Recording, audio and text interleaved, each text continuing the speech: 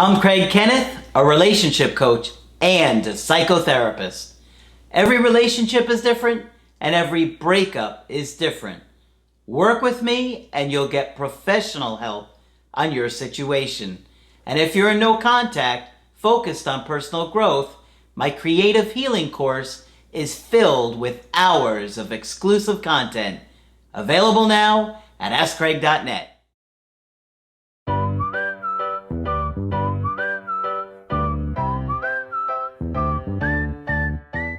Hi there, I'm Coach Craig Kenneth. I'm Coach Margaret. And today we're going to be talking about the upside of daydreaming.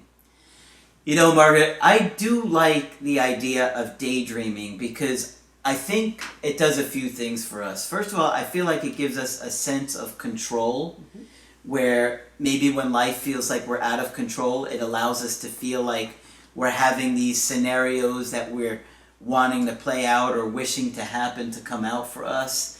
And another big thing I love about it is being able to be creative. Absolutely. And that's just I magic. love creativity. Right. So today you've got some research about the upside of daydreaming. Yes, and we're going to I do. talk about that, right? And I thought it sounded like a very interesting topic. And one of the other things is we have talked about the unconscious mind several times recently. And of course, daydreaming is yet another way to get at the unconscious mind. Mm-hmm. I have a memory of being in the 3rd grade and being bored to extinction and thinking, I think I'll get out of here for a few minutes, and getting myself into a nice daydream. Okay, good thing I didn't get caught. Yeah. Says the researcher. This comes out of U.S. News and World Report, if you can believe it. Mm-hmm. The researcher is named Stacy Colino. Okay. And she says the human mind is rarely completely idle. Even when you're not consciously thinking about or concentrating on something, it tends to drift or wander. Mm-hmm. You should follow it Mm-hmm. sometimes, because these spontaneous musings can provide insights into your creative, social, and emotional lives. Mm-hmm. Besides, chances are you spend a significant amount of time in musing mode. By some accounts, mind wandering accounts for 1/3 to 1/2 of a person's thoughts. Okay? Says a scholar from the University of Minnesota. I believe that. I do too. I think our mind kind of wanders all the time. Yeah. What did you say? Daydreaming can be thought of as using waking fantasy and imagery for self-knowledge and creativity. Mm-hmm. Over the years, daydreaming has been alternately described as a waste of time, living with your head in the clouds. I like that one. I've heard that one a lot. Living with your head in the clouds, or a valuable part of the creative process. While we all do it, it turns out that some forms of daydreaming are good for us. Okay? And there are 3 things that daydreaming can be telling you about yourself. 3 things. 3 things. Interesting. What are the 3 things? Okay, number 1, they can reflect your goals. Consciously or not, people are often better at making up scenarios around specific goals than they are about people or places, says Dr. Klinger. And that's part of what makes some forms of daydreaming so beneficial. Okay. These short bursts of thought often contain reminder mechanisms for what your various goals and expectations are. Okay? So if you find yourself thinking about flying a plane and how much fun that would be, it might be important for you to look at that. Okay? Daydreaming involves a number of cognitive functions. Planning ahead, engaging in creative problem solving, that's the big one, creative problem solving, and imagining how a situation is going to turn out. Revisiting past experiences and seeing them in new ways can also be part of it. Okay. All right?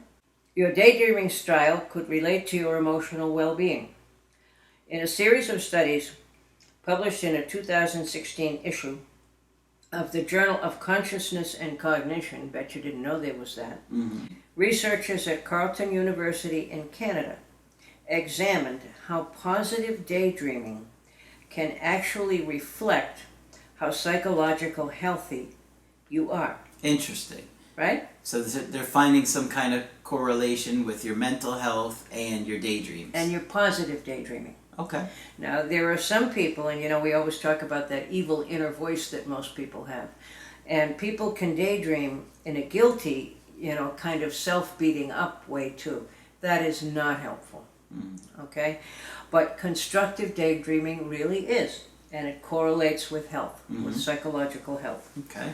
Makes sense, doesn't it? Yep. A propensity to have trouble concentrating was associated with overall low well-functioning. So, if you can daydream well, it's a good sign. All right? Okay. The social content of your daydreams can help you feel more connected to others. Okay. In a study again done in 2016, researchers examined the daydream content of 103 participants as they adjusted to university life over the course of a month. What they found is that over time, the participants' daydreams became less fanciful and reflected more positive characteristics, attributes that predicted their greater social adaptation to the university setting. So their daydreams got better the longer they were there, right? Our research suggests that social daydreams are able to regulate people's social feelings such that they feel more connected to others and have a greater sense of belonging. Okay? Okay, so that would make sense why people are constantly daydreaming about their ex. Exactly.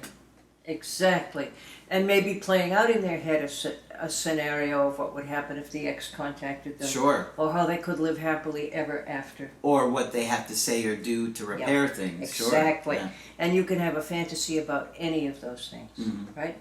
Yeah. So, contrary to what our friends the Puritans are going to tell us, this is not just a waste of time. Okay? And always pay attention to your psyche because it's always useful to know what's going on there. All right?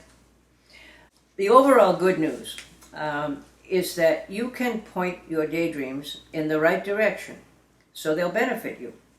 Rather than blindly being a daydream believer, you can become a daydream driver by choosing to imagine the positive consequences of goals you're pursuing or people you care about.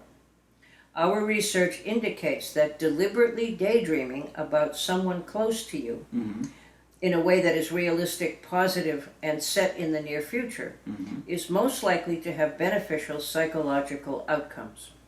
Interesting. Okay? Yeah. Very interesting stuff. I thought so too. I think it's an interesting topic, and it's a good way to get tapped into your unconscious.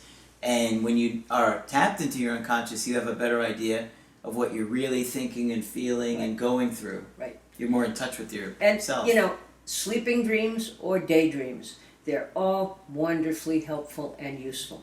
Okay? Absolutely. And it doesn't mean you have your head in the clouds. I went to Catholic school, and I can remember Sister somebody or other saying, you have your head in the clouds. Yeah, so there. Good stuff. All right, good, glad you liked it. Hopefully you guys like that one, and give Margaret a thumbs up for the research. Of course, when you want to get our help personally, just go to my website, askcraig.net, sign up for the coaching option that works best for you. I do email coaching and I do Skype. Margaret, of course, is available for Skype coaching. If you feel that I can be helpful, please sign up with me. Just click on Margaret on the top of the website to do that. But that's it for this video. I'm Coach Craig Kenneth. I'm Coach Margaret. And we will talk with you soon.